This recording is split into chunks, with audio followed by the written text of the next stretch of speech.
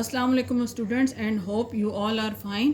Now we are going to read the lesson number 4 of unit number 1, and this is the last lesson of unit 1. The polar regions and exploration. Polar regions कौन से हैं? जो north pole और south pole दुनिया के extreme and पे हैं और वहाँ पे हर वक्त बर्फ़ होती है और ठंडी हवाएं चलती हैं. एक्सप्लोरेशन का मतलब होता है दरियाफ्त करना किसी चीज़ को, और वो हम लोग जो चीज़ होती है मौजूद लेकिन हमें नहीं पता होता दुनिया में किस हिस्से पे कहाँ पे है, तो उसको एक्सप्लोर करना या उसे दरियाफ्त करना कहते हैं.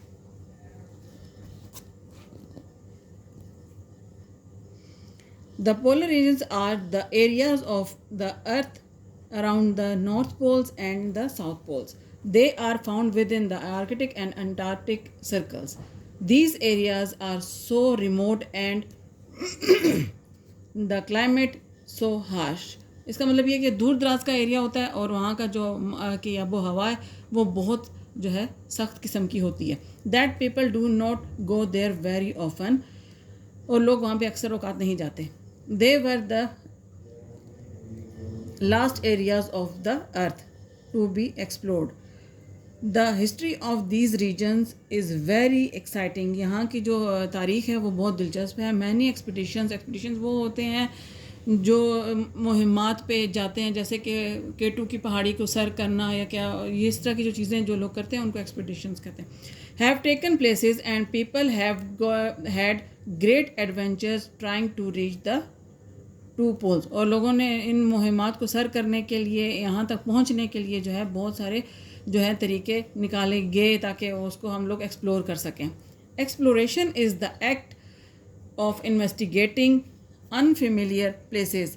एक्सप्लोरेशन जैसे मैंने आपको बताया कि एक ऐसी चीज़ है जिसमें जो है लोग तलाश करते हैं ऐसी जगहों को जो हमें मालूम नहीं हैं. As well as learning about the polar regions, we will also discover more about explorers and exploration in this lesson. Within the Arctic and Antarctic circles, the sun remains below the horizon in mid-winter. Mid-winter में जो है उफक के जो है वो नीचे ही सूरज रहता है. It is dark all day and all night. और वो एरिया जो है वो हर वक्त जो है या दिन और रात को अंधेरे में ही रहता है. In midsummer, although it is extremely cold, हालांकि गर्मियों के जो दरमियाना टाइम आता है उसमें भी वो इंतहाई शदीद ठंड होती है वहाँ पे. The sun remains above the horizon all the time. This is why these regions are called the land of midnight sun. Midnight sun रात का जो दरमियाना पहर होता है उसे midnight कहते हैं, और वहाँ पे जो सूरज होता है या चाँद होता है उसके लिए midnight sun इस्तेमाल किया जाता है. The Arctic. The Arctic includes parts of Greenland, Norway, Sweden, Finland, Russia, the USA and Canada. Around the North Pole, there is a vast area of the ocean called the Arctic Ocean. Ocean मतलब ये कि समंदर है, बहुत बड़ा area है समंदर का. अक्सर आपने टीवी पे भी देखा होगा जहाँ बर्फ़ ही बर्फ़ होती है. This ocean is not like other oceans of the world. It is so cold here that the water is covered by ice and snow.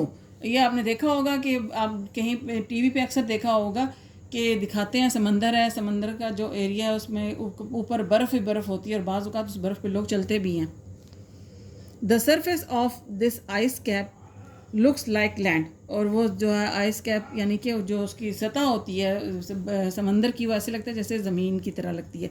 It has high ridges, वहाँ पे गहरी लहरें होती हैं, एंड डीप क्रेविसेस, और गहरे गहरे शिगाफ होते हैं, क्या पता ही नहीं चलता और इंसान या कोई भी चीज़ है वो नीचे गिर सकती है. During the summer month much of the ice on the edges break away from the ice cap. Huge iceberg floats in the oceans, making it very difficult for ships to pass. और ये बड़े बड़े जो है iceberg जो है गिर जाते हैं, जिसे हम कहते हैं ग्लेशियर्स हैं, और ये इस तरह की चीज़ें होती हैं. वो तो फिर जब कोई जहाज़ गुजरता है, बहरी जहाज़, तो वो उसको गुजरने में बड़ी प्रॉब्लम होती है. Temperatures in the Arctic for most of the year are below -23 degrees centigrade. The first explorer in this region in 325 BCE was a Greek called Pethys. 700 years later, some European went as far as Greenland and settled there. यानी जहाँ तक कुछ यूरोपीय 7 साल के बाद जो है कुछ यूरोपियन जो थे वो जहाँ तक सब्ज़ा था, जहाँ तक ग्रीनलैंड थी, वहाँ तक गए और वहाँ पे सेटल हुए. Today only the southern part of Greenland is inhabited. यानी कि जहाँ तक सब्ज़ा है वो ये जगह आबाद है. The first man to reach the North Pole in the 20th century was an American called Robert Edwin Peary in 1909. The people of the Arctic region are called Inuit because there are no trees. The Inuit used to build their houses called igloos. Igloos आपने देखा होगा, cartoons में भी दिखाते रहते हैं. ये बर्फ़ के ब्लॉक्स के बना हुआ घर होता है. Out of blocks of snow, now they live in houses made of insulated material. वो इंसुलेटेड मटेरियल वो होता है जिससे जो है वो हीट या सर्दी पास नहीं कर सकती है. For transport they use kayaks, light boat made of animal skin. आपने भी ये देखा होगा, वो लेदर की बड़ी बड़ी शीट होती हैं, उनके ऊपर बैठ के तो फिर वो लोग जाते हैं. ये वो है stretch over a frame. Now they use also use motor boats. Motor boats होती हैं जो बर्फ़ के ऊपर चलती हैं, जैसे छोटी सी एक शिप होती है उसकी तरह. Now they also use motorboats and on land they use snowmobiles and they also use dog drawn sledges. आपने अक्सर देखा होगा जो आगे बहुत सारे जो हैं बर्फानी जो कुत्ते होते हैं वो लगे हुए होते हैं, 4 होते हैं, 6 होते हैं, वो फिर इस चीज़ को पुश करते हैं. ये वो चीज़ें हैं. These strong furry dogs are called huskies. ये इनके ऊपर बाल होते हैं जिसकी वजह से इन कुत्तों को सर्दी नहीं लगती है और इनको हस्कीज कहते हैं. The Inuit hunt seals, walruses and whales and catch fish. In the old days, Inuit used spears too, but today they have guns and harpoons. Harpoons वो होते हैं जो आपने अक्सर देखा होगा जो ज़ोर से मारते हैं और किसी चीज़ में वो फंस जाते हैं और वो फिर उसको पकड़ के खींच लेते हैं. आज हम लोग यहीं तक ही पढ़ेंगे क्योंकि ये थोड़ा सा नया चैप्टर है, तो इसलिए यहीं तक.